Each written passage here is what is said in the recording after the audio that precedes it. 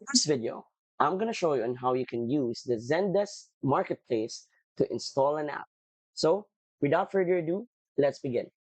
First, open your web browser and go to zendesk.com and log in to your Zendesk account.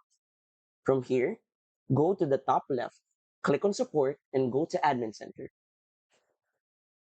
Next, on the left panel, go to Apps and Integrations, and then on Send the Support Apps, right here, you should see the Marketplace option on the top right.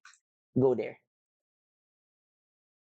Now, this is where you will see all the available apps that you can integrate with Zendesk. So, how do you install it?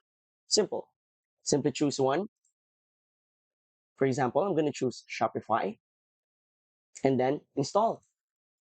After that, you're going to select the domain or subdomain that you want to use or you want to connect it with Zendesk.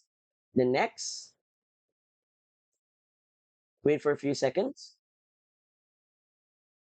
and just like that, once you click here, you now have a total and complete integration between Shopify installed connected to your Zendesk account. So, if you find this video helpful and want to support our channel, feel free to use our affiliate link given on the video description. Thanks for watching, and I will see you in my next video.